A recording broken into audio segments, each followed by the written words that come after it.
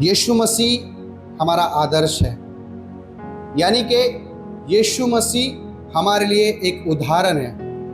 यीशु मसीह इस पृथ्वी पर किस प्रकार से था, किस प्रकार का जीवन जिया, किस प्रकार का व्यवहार किया, वो हमारे लिए आदर्श है। उसी को देखकर हमें अपना जीवन जीना है। Praise the Lord. और ये बहुत महत्वपूर्ण बात है। हमको परमेश्वर की आशीष मालूम है, हमको परमेश्वर प्रार्थना करते उत्तर देता है ये मालूम है, लेकिन हमको ये भी मालूम होना बहुत जरूरी है कि वो हमारा आदर्श है। और जैसा वो इस पृथ्वी पर था, जैसे अपना जीवन उसने इस पृथ्वी पर जिया, हमको भी वैसा ही जीवन जीना है। हालेलुया। हम वचन को पढ़ेंगे। पहला पत्रस अध्याय 2 और वचन 21 में पढ़ता हूँ, आप लोग ध्यान दीजिए। और तुम इसी के लिए बुलाए भी गए हो, क्योंकि मसीह भी तुम्हारे लिए दुख उठाकर तुम्हें एक आदर्श दे गया। यीशु मसीह ने हमारे लिए दुख उठाया, दुख सहा, दर्द सहा, और हमें वो क्या देकर गया? एक आदर्श देकर गया, सीख देकर गया, सिखा कर गया कि बुराई के बदले किसी के साथ बुराई मत करो। किसी ने तुम्हारा बुरा किया है, उसके बदले में तुम उसका बुरा मत करो, बुराई मत करो, क्योंकि इससे क्या उत्पन्न होगा? बुराई के बदले बुराई करोगे तो उससे उत्पन्न क्या होगा? बैर उत्पन्न होगा। तुम बुराई के बदले अगर बुराई करोगे तो वो व्यक्ति भी तुम्हारे बुराई के बदले तुम्हारी बुराई करेगा, और ये चलता रहेगा, चलता रहेगा, चलता रहेगा। लेकिन यीशु मसीह हमें क्या सिखा कर गया? यीशु मसीह हमें एक आदर्श सिखा कर गया, एक ऐसा जीवन जीना सिखा कर गया। अगर हम उसके जैसे जीवन जिएंगे तो मैं आपसे कहना चाहता हूं, थोड़ा वक्त सहन करने के बाद, थोड़ा वक्त सहने के बाद एक अच्छा और एक उन्नति से भरा जीवन हम देख पाएंगे अपने जीवन में। Praise the Lord. हालेलुया। आगे मैं वचन को पढ़ता हूं कि तुम भी उसके पद चिन्हों पर चलो, न तो उसने पाप किया और न उसने मुंह के छल की कोई बात की। वह गाली सुनकर गाली नहीं देता था और दुख उठाकर किसी को भी धमकी नहीं देता था, पर अपने आप को सच्चे न्यायी के हाथ में सौंपता था। यीशु मसीह ने क्या किया? हालेलुया। उसने सहन किया, उसने सब कुछ सहा, उसके ऊपर जो हुआ उसने सब कुछ सहा। धमकी के बदले किसी को उसने धमकी नहीं दिया। मैं फिर से उसको पढ़ता हूं, न तो उसने पाप किया और न उसके मुंह से छल की कोई बातें निकली। यीशु मसीह ने कोई अपराध नहीं किया, कोई पाप नहीं किया। इसलिए बाइबल बताती है कि इस पृथ्वी पर कोई भी धर्मी नहीं सिवाय यीशु मसीह के। सब ने पाप किया। इंसान से गलती होती है, आपसे भी होती है और मुझसे भी होती है, लेकिन जो निर्दोष, जो बेदाग पवित्र खुदा था वो यीशु मसीह था। उसने इस पृथ्वी पर, उसके मुंह से कोई छल की बात नहीं निकली। छल की बात यानी किसी को दुख पहुंचाने वाली कोई बात उसने अपने मुख से नहीं निकाली। इंसान बहुत सहज से किसी का दिल दुखाने वाला बात कर देता है। हालेलुया। अगर किसी काले को देखकर बोला ये काले, तो उसको भी बुरा लगता है। मेरी तरफ देख के क्या हंस रहे हो? Praise the Lord. किसी पतले आदमी को देखकर अगर कोई बोलेगा ए पतले सुकड़िया, जो भी है, उसको बुरा लगेगा। ये होती है छल की बात। किसी मोटे आदमी को देखकर अगर तुम मोटे जो भी बोलते हो, उसको बुरा लगता है। ये होती है छल की बात। किसी की कमी घटी को देखकर अगर तुम वही बात अपने मुख से निकालते हो, इसका मतलब है तुम्हारे मुंह से छल की बातें निकल रही है। किसी गरीब के फटे हुए कपड़ों को देखकर तुम हंसकर उसका मजाक उड़ा रहे हो, इसका मतलब है छल की बातें। क्या ये सही है? और भी बहुत सी बातें हैं जो लोग इस पृथ्वी पर ऐसी बातें करते, छल की बातें, उनके मुख से छल की बातें निकलती है, दूसरों को दुख पहुंचाने वाली बातें निकलती है। Praise the Lord. इसके लिए परमेश्वर ने हमें नहीं बुलाया। यीशु मसीह नहीं चाहता कि ऐसा स्वभाव हमारे अंदर हो। हमारे मुख से ऐसी बातें निकली ना कि कोई व्यक्ति सुने तो उसके दिल को सुकून मिले, कोई सुने तो उसके मन को अच्छा लगे, कोई दुखी व्यक्ति सुने तो उसका जीवन आनंद से भर जाए, शांति से भर जाए। लेकिन आजकल छल की बातें, कपट की बातें लोगों के मुख से बहुत निकलती है, चाहे वो चर्च के बाहर का व्यक्ति हो या चर्च के अंदर का व्यक्ति हो, दोनों में कोई फर्क नहीं है। और आज हमारे प्रचार का विषय यही है कि यीशु मसीह हमारा आदर्श है। अगर यीशु मसीह पर हम विश्वास करते हैं और यीशु मसीह को हमने अपना उद्धारकर्ता के रूप में स्वीकार किया है, तो यीशु मसीह हमारा आदर्श होना बहुत जरूरी है। आदर्श का मतलब क्या है? कोई एक व्यक्ति जिसको बहुत मानता है वो उसके जैसे बनने की कोशिश करता है। हालेलुया। कोई क्रिकेटर, अगर कोई क्रिकेटर किसी को बहुत पसंद है तो वो उसके जैसे ही बनने की कोशिश करता है। वो भी क्रिकेट खेलता है, वो भी उसके जैसे बाल काटता है, वो भी उसके जैसे स्टाइल मारता है। बहुत सारे फिल्म स्टार है, अगर कोई किसी ने अच्छा बॉडी बनाया है तो उसको आदर्श मानने वाले, उसको पसंद करने वाले भी उसकी तरह ही बॉडी बनाते हैं, उसकी तरह बाल काटते हैं, उसकी तरह कपड़े पहनते हैं। हालेलुया। लेकिन आजकल जवानों में एक अलग प्रकार का क्रेज है। वो किसी भी बुरे काम करने वाले को अपना आदर्श मानते हैं, गुंडे मवालियों को अपना आदर्श मानते हैं, और वो भी यही ख्वाहिश रखते कि हम भी इनके जैसे भाई बने, भाईगिरी करें, बदमाशी करें, और वो भी वैसे बनते, वो भी वही काम करते। लेकिन मैं आपसे कहना चाहता हूं प्रियो, एक चीज आपने सुना होगा, बुरे काम का बुरा नतीजा। तुम कांटों को बोकर फूलों की अपेक्षा नहीं कर सकते। अगर तुमने कांटों के बीज बोए हैं तो उसमें से क्या उगेगा? जमीन में से। यूसुफ, अगर हमने कांटों के बीज जमीन में बोए हैं तो कुछ दिनों के बाद उसके कौन से पेड़ बनेंगे? कांटों के ही बनेंगे ना। जो बोओगे वही काटोगे। बुराई को बोओगे, बुराई करोगे तो बदले में बुराई ही मिलेगी। और मैं आपको बताऊं, मैंने जब भी अपने कलीसिया के लोगों को बोलो या अपने परिवार के लोगों को शांत रहने को बोला है या फिर बुराई के बदले बुराई मत करो, ये मैंने जो सलाह दी है वो हमेशा काम आई है। मैं सही बोल रहा हूं सिस्टर? हमेशा वो चीज काम आई है, क्योंकि मैं जानता हूं परमेश्वर के वचन में कितना सामर्थ्य है। परमेश्वर ने जो हमें आज्ञा दी है, अगर हम उसके अनुसार चलेंगे तो तुम्हारा कितना भी बड़ा दुश्मन हो, तुम्हारा कितना भी बड़ा विरोधी हो, वो परमेश्वर से क्षमा मांगेगा और बोलेगा प्रभु मैं गलत था, वो सही था। हालेलुया। जब भी हम खुद सामना करने जाते हैं फिर परमेश्वर कुछ नहीं करता। तुम चुप रहो, वो तुम्हारी ओर से लड़ेगा। तुम सही हो, तुम साबित करने मत जाओ, परमेश्वर तुम्हें साबित करेगा कि तुम सही थे। Praise the Lord. आगे लिखा है कि परमेश्वर ने, यीशु मसीह ने कोई पाप नहीं किया, छल की बातें नहीं की, उसने गाली को सुनकर गाली नहीं दी। इसका मतलब यीशु को भी लोग गाली देते थे।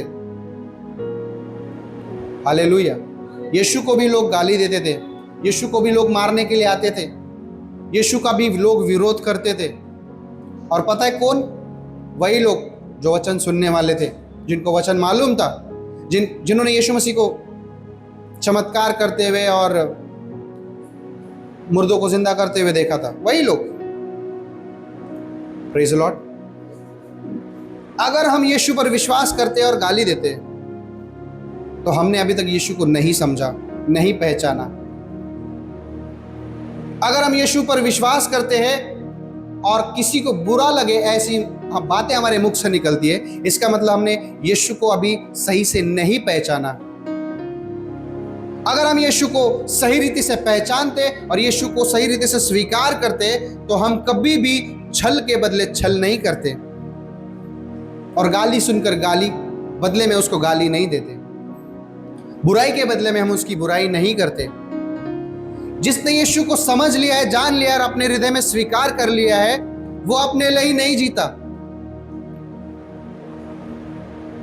Praise the Lord.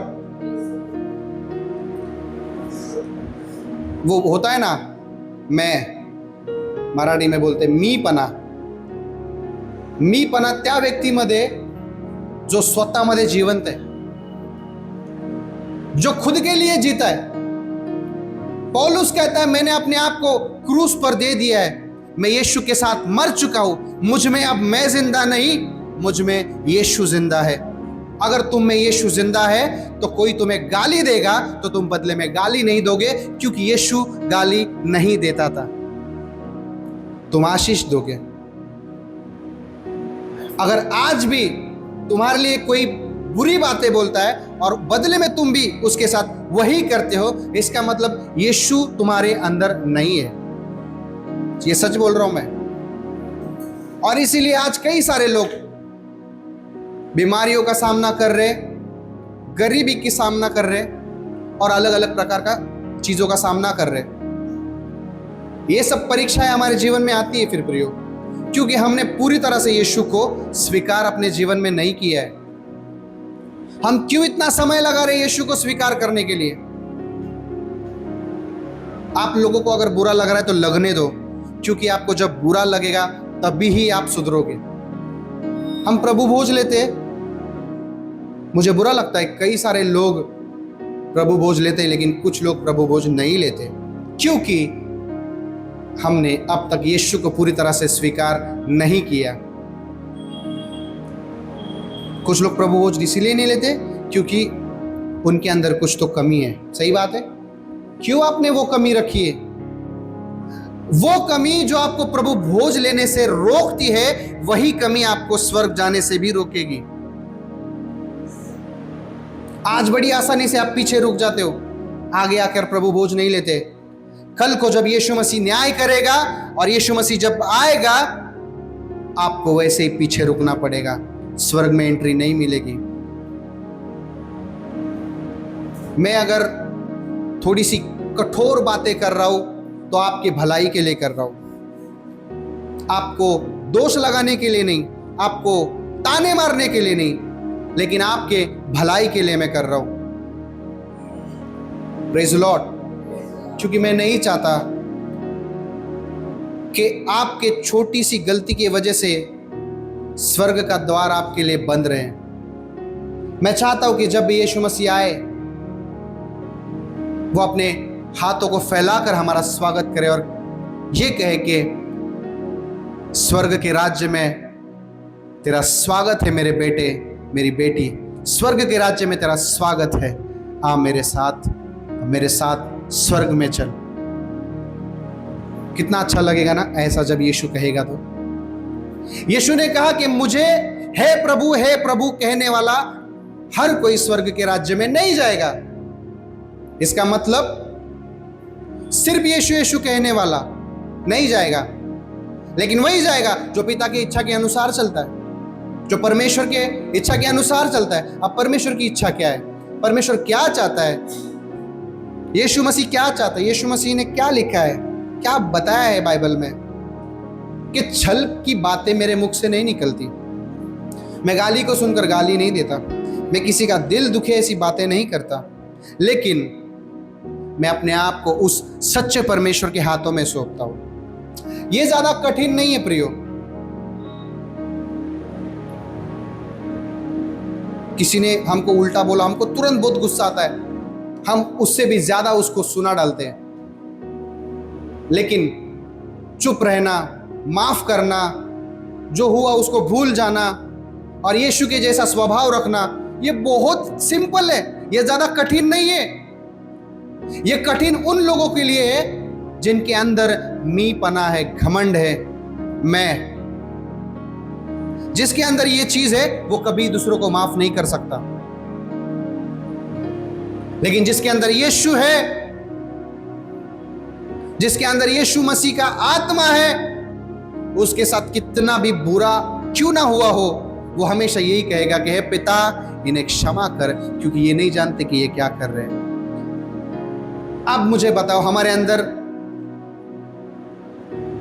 वो आत्मा है जो केवल मैं करता है, मैं हूं, मैं ऐसा हूं, मैं वैसा हूं, या फिर हमारे अंदर पवित्र आत्मा है जो बीती बातों को भूल जाता है, क्षमा कर देता है, माफ कर देता है? कौन सी आत्मा को लेकर हम लोग चल रहे हैं? कौन से स्वभाव को हम लोग लेकर चल रहे हैं? केवल चमत्कार और आशीष इतना काफी नहीं है प्रियो। कितने लोगों को आशीष चाहिए? सबको चाहिए, कोई हाथ नहीं उठा रहा है। सबको चाहिए ना? कितने लोगों को आशीष देने वाला चाहिए? मैं तो कहूंगा मुझे आशीष नहीं चाहिए, आशीष देने वाला चाहिए। क्योंकि जिसके पास आशीष देने वाला है, आशीष तो ऐसी ही मिल रही है उसको। हमको आशीष तो चाहिए, लेकिन आशीष देने वाला नहीं चाहिए। क्योंकि आशीष देने वाला अगर हमारे अंदर है तो हमको उसके वचन के अनुसार चलना होगा। लेकिन वचन के अनुसार हम नहीं चल सकते, क्योंकि हमारे लिए वो कठिन होता है। नहीं, उसने मेरे साथ ऐसा किया था, मैं उसको क्यों माफ करूं? नहीं, वो मुझे मेरे आंखों के सामने नहीं चाहिए, क्योंकि उसने मेरे साथ बहुत बुरा किया था। हालेलुया। प्रियो, यीशु मसीह के मार्ग पर चलना बहुत आसान है।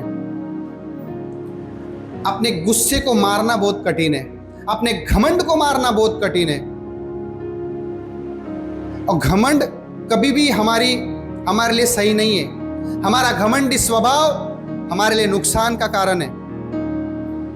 कोई घमंडी व्यक्ति है ना, तो उसको कोई अच्छा नहीं बोलता, उसको हमेशा यही बोलेंगे, अरे बहुत घमंडी है, अरे जाने दे, कौन बात करेगा उससे, वो बहुत घमंडी है। लेकिन अगर आप नम्र स्वभाव के हो, अगर एक अच्छे व्यक्ति हो, तो आप वहां पर उपस्थित हो या नहीं हो, आपके पीठ के पीछे भी लोग बोलेंगे, अरे यार वो जो अमर भाई है ना, बहुत अच्छा है। अरे यार वो जो महेश है ना, बहुत सही व्यक्ति है यार। तुम्हारे पीठ पीछे भी लोग तुम्हारी तारीफ करेंगे। हालेलुया। तो यीशु मसीह को आदर्श मानो और चलो, क्योंकि यीशु मसीह हमारे लिए आदर्श है। क्या किया यीशु मसीह ने? बुराई के बदले बुराई नहीं किया। यह कहा कि अपने दुश्मनों से प्यार करो, यह कहा कि अपने सताने वालों के लिए प्रार्थना करो। हम कब बदलेंगे? हम कब सुधरेंगे? कब तक? अगर आज भी हमारे अंदर वही स्वभाव है, तो इसका मतलब है हमारे अंदर परमेश्वर की आत्मा कार्य नहीं कर रही है। हमारे अंदर हमारा खुद का घमंड कार्य कर रहा है, हमारा खुद का बुद्धि कार्य कर रहा है। देखो, ये नहीं कि यीशु मसीह शिक्षा नहीं देता, उसकी लाठी में आवाज नहीं है, लेकिन फिर मार बहुत तगड़ी पड़ती है। मैं आपको डरा नहीं रहा हूं, मैं आपको समझा रहा हूं। Praise the Lord. उसकी लाठी में आवाज नहीं, लेकिन असर बहुत तगड़ा रहता है। क्या आप लोग चाहते हो कि वो हमें शिक्षा दे? अगर यीशु मसीह हमसे प्रेम कर रहा है, हम पर अनुग्रह कर रहा है, इसके बावजूद हम ये चाहते हैं कि यीशु हमें शिक्षा दे? नहीं चाहते ना? तो क्यों उसके वचन के विरोध में हम जीवन जी रहे? आज तक हमने उसके वचन के विरोध में जीवन जिया, क्या मिला हमें? क्या लाभ हुआ? मैंने दारू पिया, सिगरेट पिया, गांजा पिया, चरस पिया, मैंने सब नशा किए और मैंने सब गलत काम किए। मुझे उससे कोई लाभ नहीं मिला, मुझे बदनामी मिली, दुश्मनी बढ़ी, लोगों के नजर से उतर गया। लोग पीठ पीछे भी बुरा बोलते थे और सामने भी बुरा बोलते थे। बेइज्जती मिली। कुछ मुझे उससे नहीं मिला, मुझे लगता था कि मैं भी भाईगिरी करूंगा। पुलिस का मार भी मिला। तो ये सब चीजें करके अगर ये सब मिल रहा है, तो क्या हमारे लिए लाभ है? लेकिन आज मैंने ये सब कुछ छोड़ दिया है। मैं प्रभु का दास हूं, मैं अच्छा जीवन जी रहा हूं, मुझे आज इज्जत मिलती है। लोग मेरे पास प्रार्थना निवेदन लेकर आते हैं, हमारे लिए प्रार्थना करो। जो मुझसे बड़े हैं वो मुझे पास्टर बोल के आवाज देते हैं। हालेलुया। तो कौन सा जीवन अच्छा है? वो जीवन जो हम परमेश्वर के वचन के विरोध में जीते, या फिर वो जीवन जो हम उसके वचन के अनुसार जीते। देखो, एक बात हमेशा याद रखो, तुम्हारे अंदर जो है वही तुम्हारे अंदर से निकलेगा। तुम्हारे अंदर यीशु मसीह है तो तुम्हारे अंदर से छल की बातें, गाली, श्राप नहीं निकलेगा। तुम्हारे अंदर अगर यीशु मसीह उसकी आत्मा है, पवित्र आत्मा है, तो पवित्र बातें निकलेगी, आशीष की बातें निकलेगी, भलाई की बातें निकलेगी, लोगों को सुकून मिले ऐसी बातें निकलेगी तुम्हारे मुख से। तो प्रियो, मैं आपसे कहना चाहता हूं, यीशु मसीह नहीं चाहता कि आप इस पृथ्वी पर यीशु मसीह को स्वीकार करने के बाद वही जिंदगी जियो जो तुम्हारी पहले थी। यीशु मसीह के तुम्हारे जीवन में आने के बाद तुम्हारा जीवन बदलना चाहिए। कोई तुम्हें शाबाशी दे या ना दे, वो देख रहा है सब कुछ, और वो न्याय करने वाला है। न्याय के दिन वो चुप नहीं रहेगा, दया नहीं करेगा, प्रेम नहीं करेगा। न्याय के दिन वो केवल न्याय करेगा और उसके न्याय से कोई छूट नहीं पाएगा। इसीलिए उसको पसंद आए ऐसा जीवन जियो, उसके वचन के विरोध में जीवन मत जियो। जैसा यीशु मसीह इस पृथ्वी पर था, हमें भी वैसे ही चलने की और बनने की कोशिश करनी है। हालेलुया, बोलो यीशु मसीह की, बोलो यीशु मसीह की। क्या आप लोग समझ रहे हैं? कितने लोगों को नींद आ रही है? जोर से हालेलुया। आप लोगों को नींद नहीं आ रही है तो मुझे कुछ लोगों के चेहरे नींद वाले क्यों नजर आ रहे हैं? एक और वचन पढ़ेंगे, रोमियो अध्याय 8 वचन 9। अगर किसी को नींद आ रही है तो वो खड़े हो सकता है, पीछे जाकर अपने मुंह पे पानी मार कर आ सकता है। रोमियो अध्याय 8 वचन 9 में लिखा है, परंतु जब कि परमेश्वर का आत्मा तुम में बसता है तो तुम शारीरिक दशा में नहीं परंतु आत्मिक दशा में हो। मैं फिर से पढ़ता हूं, परंतु जब कि परमेश्वर की आत्मा तुम में बसता है तो तुम शारीरिक दशा में नहीं परंतु आत्मिक दशा में हो। परमेश्वर का आत्मा अगर तुम में बसता है, तुम में वास करता है, तो तुम शारीरिक दशा में नहीं हो, तुम आत्मिक दशा में हो। यह बात याद रखो। यीशु मसीह का आत्मा अगर तुम में बसता है तो तुम शारीरिक दशा में नहीं हो। यही बात को हम समझते नहीं, इसलिए हम शारीरिक दशा में ही चलते। अभी शारीरिक दशा में चलना, इसका मतलब है संसारिक जीवन जीना। जैसे संसार के लोग करते हैं, हम भी वही करते हैं। संसार के लोग कुछ भी बोल देते, हम भी बोल देते। संसार के लोग गाली देते, नशा करते, हम भी करते। संसार के लोग किसी को श्राप दे दे, हम भी देते। तो फिर हम में और उनमें फर्क क्या है? इधर आके 2 घंटा बैठने का फर्क, फिर अर्थ क्या है? कुछ मतलब नहीं है। अगर तुम्हारे अंदर परमेश्वर का आत्मा है तो तुम शारीरिक लोग नहीं हो। इतना याद रखो, शारीरिक लोग नहीं है हम लोग आत्मिक लोग हैं। और आत्मिक लोग अपना जीवन कैसे जीते? आत्मिक व्यक्ति, उसका प्रभाव कुछ अलग होता है। हालेलुया। कोई भी आत्मिक व्यक्ति के मुख से तुम किसी के लिए श्राप नहीं सुनोगे। एक पास्टर जो सुसमाचार सुना रहे थे, एक लेडी आई और उस लेडी ने उनके मुंह पर एक तमाचा मारा। वो लेडीज के साथ 7-8 लोग थे, पुलिस थे, और इनके साथ भी 7-8-10 लोग थे। उस लेडीज ने उस पास्टर के मुंह पर जोर का तमाचा मारा। उस पास्टर ने मुस्कुराते हुए उसे कहा, उसने अपना मास्क निकाला, आपने देखा होगा, वो अपना मास्क निकाला और कहा, मारो मारो ना सिस्टर, मारो, क्या गलती किया मैंने? वो भला बुरा बोल रही है उसके साथ, वो परमेश्वर के सेवक के साथ। उन्होंने बोला कि आपने यहाँ पर मारा है, यहाँ पर भी मारा, और वो मुस्कुरा रहे, मारो ना दीदी, मैंने क्या गलत किया है? मैंने कुछ गलत नहीं किया, मैं प्रभु का वचन सुना रहा हूं। उस महिला में और उस पास्टर में क्या फर्क दिखाई दिया? मैंने जब उस वीडियो को देखा, मुझे दुख तो हुआ, लेकिन मुझे एक सीख मिली। एक आत्मिक व्यक्ति और एक शारीरिक व्यक्ति, दोनों में क्या फर्क होता है।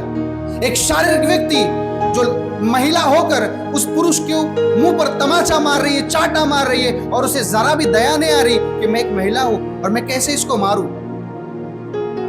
वो अपनी हदों को भूलकर वो गलतियां कर रही है, लेकिन वो पुरुष होने के बावजूद वो आत्मिक है, वो आत्मा में है। वो कहता है कि आपने मुझे यहां पर मारा, मुझे यहां पर भी मारो और बताओ कि मेरी गलती क्या है। Praise the Lord.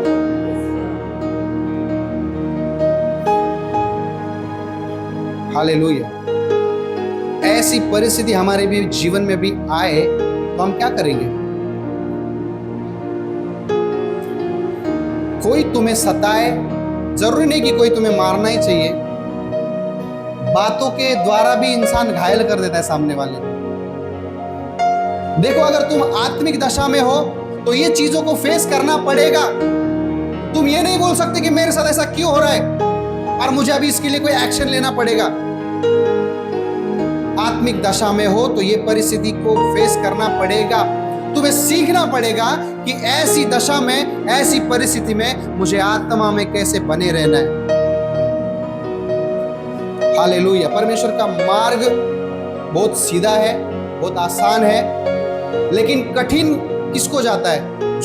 जिसने अपने आप को खुद में जिंदा रखा है। आप समझ रहे? ये कठिन किसको जाता है? सिर्फ उसी व्यक्ति को जिसने अपने इच्छा को, अपने मर्जी को, अपने आप को अपने अंदर जिंदा रखा है।